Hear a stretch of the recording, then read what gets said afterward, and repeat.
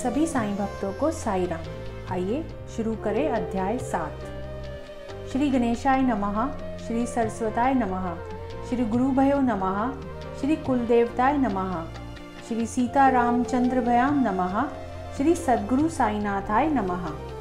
अब पूर्व कथा का अनुसंधान कर स्मरण पूर्वक चित्त में लेकर मंदिरों का करने जीर्णोद्वार, कैसी प्रीति बाबा की, परोपकारता कैसा श्रम करते, कैसे निज भक्तों को संभालते, कैसे स्वयं निज देह जिताते, दुख भी भोगते भक्तों के, समाधि सहित खंड योग, धोती पोती इत्यादि प्रयोग, कभी कर पद सिर वियोग, कभी संयोग पूर्वत, हिंदू कहते भासे यवन, यवन कहते हिंदू सुलक्षण, ऐसा यह अवतार विलक्षण, कौन विचक्षण वर्णन कर पाए। जाति हिंदू अथवा मुसलमान, थांग न लगा अनु प्रमाण, अव्य वर्ग में सम समान, जिनका वर्तन सर्वदा रामनवमी हिंदुओं का पर्व आते वे स्वयं करवा लेते, सभा मंडप में झूला बंधवाते, करवा लेते कथा कीर्तन, चौक में सम्मुख पालना लगवाते, कीर्तन राम जन्म का करवा लेते, उसी रात्रि से संदन जलूस निकलवाते, देते अनुगना यवनों को भी जमाकर जितने यवन, समारंभ पूर्वक संदन जलूस का योजन, उब्बे उत्सव सम समान करवा लेते आनंद से, आते ही दिन रामनवमी का छंद कुश्तियां लड़वाने का, बख्शीश घोड़े तोड़े पगड़ियों का देते आती उल्लास पूर्वक, गोकुल अष्टमी का पर्व आने पर करवा लेते गोपाल काला हर्ष भर, वैसे ही यवनों की ईद का आते त्योहार नमाज पढ़ने की मनवाई नहीं। आया मुहर्रम पर्व एक बार, आए मस्जिद में यवन दो चार, कहते एक तजिया बनाकर जलूस निकालने गांव में, आज्ञा मिलते ही बना तजिया, 4 दिन रखने भी दिया, 5वें दिन खाली करवाया, मन में नहीं कोई सुख दुख, अविंद कहे तो विदित कर्ण, हिंदू कहते सुन्नत प्रमाण, ऐसे ना हिंदू ना यवन, अवतार पावन साईं का, उनको यदि हिंदू कहें तो सदा निवास मस्जिद में रहे, अगर बाबा को यवन कहें तो जलती सदा अग्नि वहाँ, मस्जिद में चक्की से पीसना, मस्जिद में घंटा शंख बजाना, मस्जिद में ही अग्नि संतर्पण करना, मुसलमान कैसे ये, मस्जिद में सदैव भजन, मस्जिद में अन्न संतर्पण, मस्जिद में ही आग्रह पाद्य पूजन, मुसलमान कैसे ये, कहे यदि मलेच्छ जाति के ब्राह्मणों उत्तम पूजन करते, अग्निहोत्री दंडवत करते, नियमन त्याग कर सावले का, इस प्रकार जन विस्मित चित्त से प्रीचति उनकी जो परखने आते, वे भी वैसे ही स्वयं सतब वर्तते, अवाक हो जाते दर्शन पाकर, रहे सर्वदा जो हरि की शरण, उसे कहे क्या हिंदू या यवन, भले हो शूद्र अति शूद्र जाति विहीन, जाति ना प्रमाण अनुमात्र, नहीं जिसे देहाभिमान, हो हिंदू या मुसलमान, सकल वर्णन सम समान, उसे ना भिन्नता जाति की, फकीरों की पागंत में मांस भोजन, अथवा यदुच्वा मस्ताए सेवन, वह भी मूज डालते शवान, घृणा ना जिस के मन में आवे, चालू वर्ष के धान्य यह संग्रहण, कृषक भविष्य हेतु करता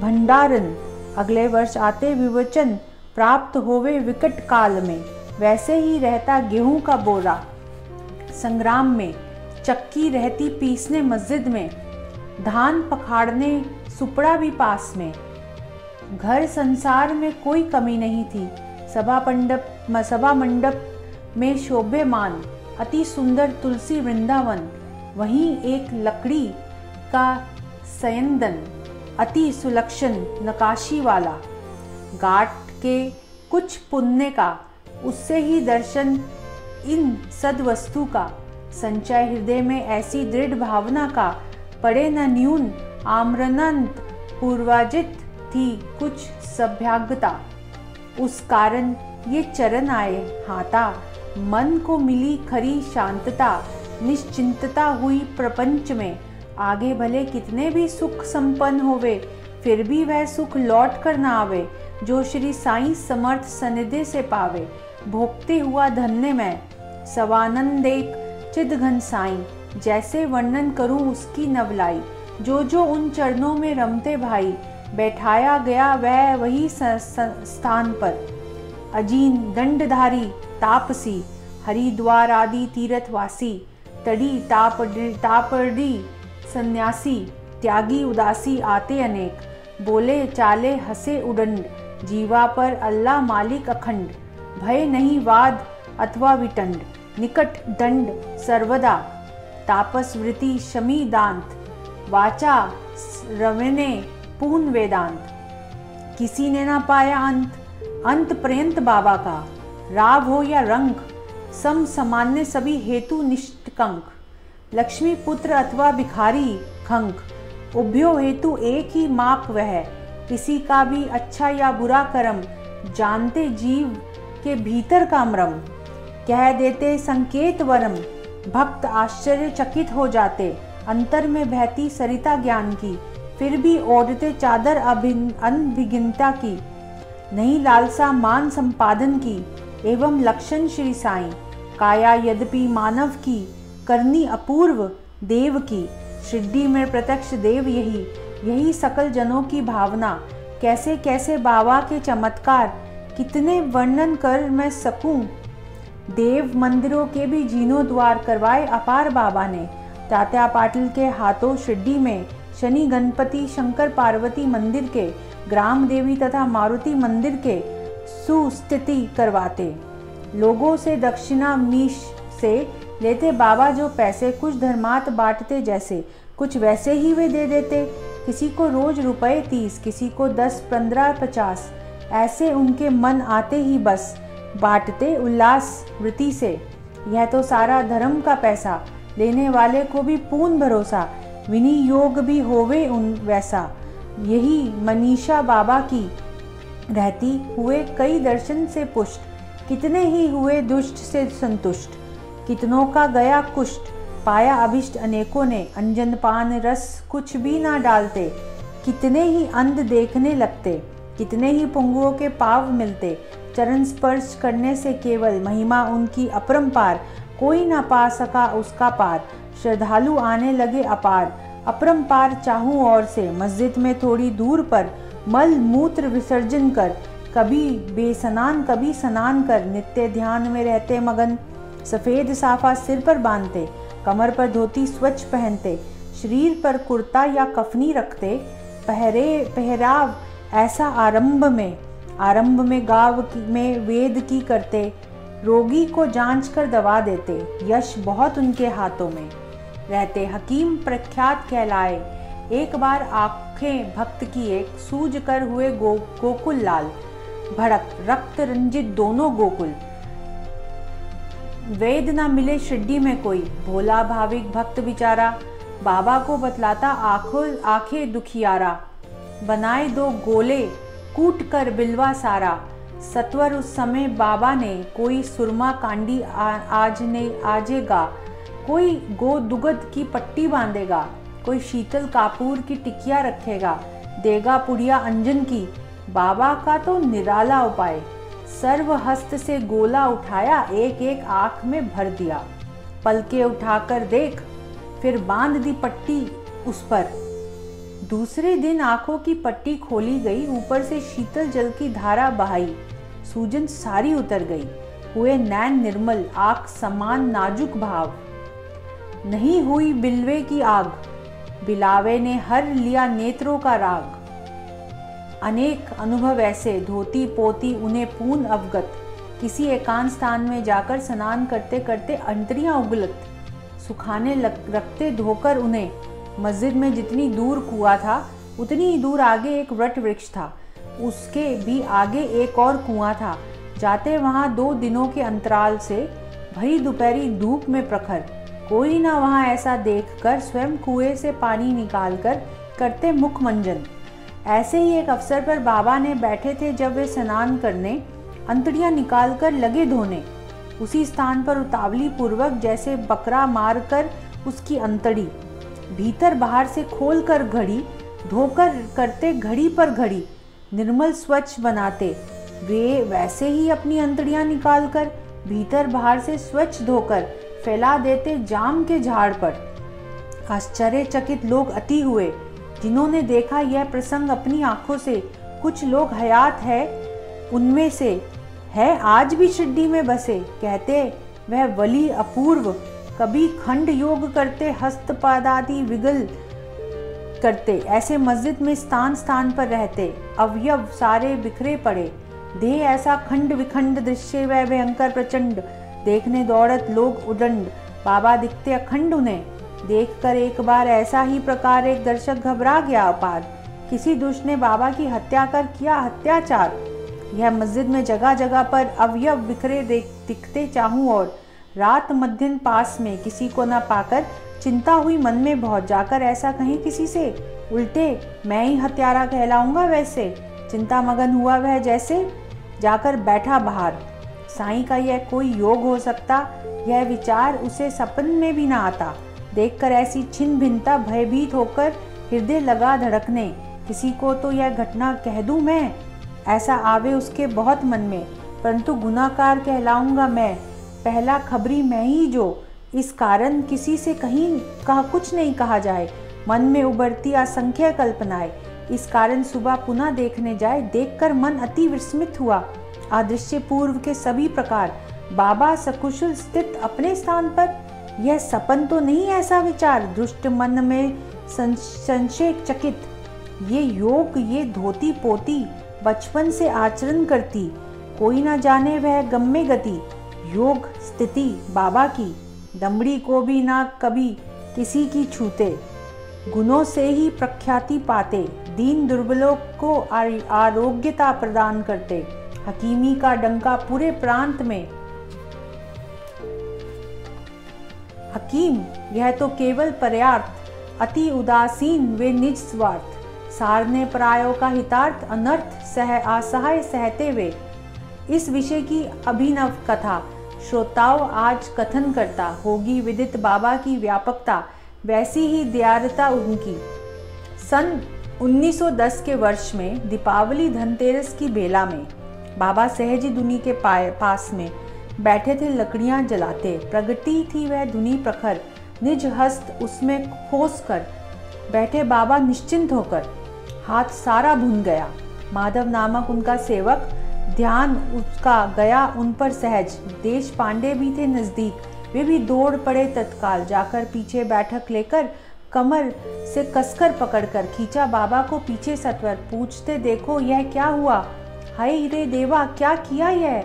कहते ही बाबा आए ध्यान पर, एक बच्ची रे गोद से जाए छिटक, गिर गई एक का एक भट्टी में, निज पति की हाक सुनकर लुहार की रांड धास्ती खाकर, गोद में बच्ची को लेकर धोकनी फूकती भट्टी की, चूका ध्यान फूकते फूकते भूल गई बच्ची वह गोद में होते, बच्ची थी चप्पल गोद से छिटकते, गिरते ही भट्टी में उठाई मैंने, उस बच्ची को निकालने गया तो यह प्रकार हो गया, जाने दे यह हाथ मुआ, बचे प्राण उस बच्ची के।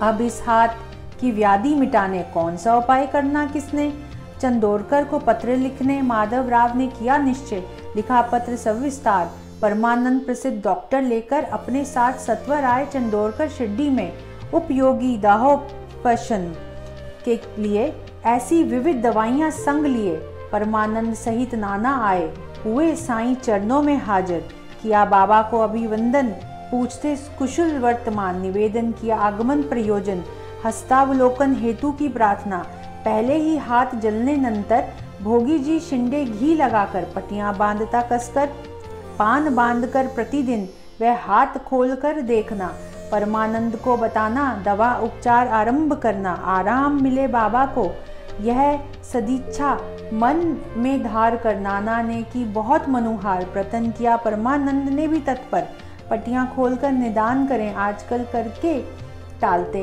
वेद अपना अल्लाह करते, निदान करने ना हाथ दिखाते, खेद भी ना होता मन में उसका। परमानंद की लाई हुई दवा, लगी ना उसे शिरडी की हवा। परंतु साईं दर्शन सुहावा, उन्हें प्राप्त था यह योग। भोगी जी की ही नित्य सेवा होना, भोगी जी ने ही हाथ रगड़ना। कुछ ही काल में हाथ का भी सुधर जाना। सुखी सभी जन हुए, ऐसा यद्यपि हाथ स्वस्थ हुआ। ना जाने बाबा को कैसा अभ्यास हुआ। होते ही प्रातः काल नित्य प्रति का, पटियों का सेवा पर्व प्रतिदिन। ना होते हाथों में कोई वेदना, नित्य निष्कारण उनको धारणा। घृत मर्दन निष्पीडन रक्षणा, अमरानांत चलाई। यह उपासना भोगी जी की, साईं सिद्ध को ना आवश्यकता जिसकी। भोगी जी से करवाए नित्य कर्म की, भक्त काज का यह छंद। पूर्व जन्म के महादोष, भोगी जी ने पाया कुष्ठ कलेश। परंतु उसके भाग्य विशेष, साईं सानिध्य प्राप्त हुआ। लेंडी पर करते फेरी, भोगी जी बाबा का छत्रधारी। रक्त पीती शरीर में भरी, परंतु प्रथम सेवक वही। सतम्ब निकट धुनी के पास में, बाबा जब प्रातः काल में प्रत्यय ही बैठते निजाराम में। हाजिर होते सेवा में भाग्य, हाथ पावों की पट्टियां खोलना। उन स्थानों के स्यानू मसलना, उस स्थान पर घी मलना। सेवा करना भाग्य आने, पूर्व जन्म का महापापिष्ट। सर्वांगे भरा रक्त कुष्ठ, भोगी जी शिंडे महाव्याधिष्ट। परंतु भक्त वरिष्ठ बाबा का, झड़ी उंगलियां रक्त पीती से। पसरे दुर्गति सर्वांग से, जिसके दुर्भाग्य बड़े ऐसे। सेवा सुख से सुधर रहा भाग्य, श्रोताओं को करे कितना वर्णन बाबा की अगाध लीलाओं का। एक बार प्रादुर्भाव हुआ ग्रंथि ज्वर का, कैसा चमत्कार हुआ वह सुनिए। दादा साहेब खापड़े का पुत्र, एक छोटी उम्र का, आनंद साईं सानिध्य का निज माता सह भोग रहा था। पहले ही वह लड़का छोटा था, फन फना कर बुखार चढ़ाता। हृदय माता का बैठ जाता, हो जाती है स्वस्थ मन। उम्रावती वस्ती स्थान, आया मन में करे प्रस्थान। संध्या की बेला में अज्ञापन लेने आई बाबा का। अस्ताचल की फेरी करके आते ही बाबा नजदीक वाड़े में। बाई ने जाकर पकड़ लिए बाबा के पैर, किया निवेदन जो घटित हुआ। पहले ही घबराती जात स्त्रियों की, उसमें न रुकती ताप ज्वरी पुत्र की। भीति भारी ग्रंथि ज्वर की, करे निवेदन जो घटती हुआ। बाबा कहते मधु वचन, गीर आई है घटा मान। पकेगी फसल होगा वर्षन, बादल भी पिघल जाएंगे, डरते काहे को। ऐसा कहकर कफनी कमर तक उठाकर सभी लोगों को दिखलाकर, गांठें मोटी मोटी उभरी हुई मुर्गी के अंडे समान दिखते, गोले 4 ग्रंथियों के, कहते देखो रे, भोगने पड़ते संकट मुझे तुम्हारे। यह दिव्य तथा अलौकिक कर्म देखकर विस्मित लोग, भक्तों हेतु कितने ही दुख भोगते संत अनेक कैसे। मोम से भी कोमल चित, सह भाई जैसे नवनीत। बिना लाभ के भक्तों से प्रीत, भक्त ही परिवार जिनका। घटी घटना ऐसी एक बार, नाना साहेब चिंदोरकर निकले नंदूबार छोड़कर पंढरपुर प्रयाण हेतु। नाना परम भाग्यशाली, साईं की अनन्य सेवा फली। भवे कुंड प्राप्ति मिली, वहाँ ही माल लत उन्हें। आदेश आते ही नंदूबार जाना था पंढरपुर की तैयारी सारी। शीघ्रतर हेतु अंतर में दर्शन का, सह कुटुंब सह परिवार शिरडी जाने का हुआ विचार। शिरडी ही प्रथम पंढरपुर, करे नमस्कार बाबा को। नहीं किसी को पत्र भिजवाया, ना ही तो समाचार संदेश कहलवाया। सरासर मान सभी समेट लिया, बैठे गाड़ी में सत्वर। नाना ने किया प्रायण ऐसे जब, नहीं थी शिरडी में किसी को खबर तब। परंतु साईं को था ज्ञात सब, ध्यान सर्वत्र उनका। नाना निकले सत्वर, पहुँचे ही होगे नीम गांव की सीमा पर। तभी शिरडी में चमत्कार घटना का श्रवण करें। बाबा थे मस्जिद में बैठे म्हालसा पति के साथ में। काशीराम भक्त अप्पा शिंदे पास में बैठे थे वार्तालाप करते। इतने में ही बाबा कहते, सारे मिलकर चारों भजन करें। द्वार खुले पंडरी के, भजन मौज से करते रहें। साईं पुन त्रिकाल ज्ञानता, ज्ञात हो गई उन्हें ये वार्ता। नाना सीमा के झरने पर पहुंचता, भोजनो लास्ता बाबा को। भजन पंढरपुर को जाना है, वहीं पे मुझको रहना है, वहीं पे मुझको रहना है। घर वो मेरे राया का। बाबा स्वयं भजन गाते, भक्त बैठे बैठे संगत करते, पंडरी के प्रेम में रंग जाते। पहुँचते इतने में ही नाना सह कुटुंब किया वंदन चरणों में। कहने लगे अब हमारे ही साथ में महाराज भी पंढरपुर में बैठे आराम पूर्वक निश्चिंत होकर।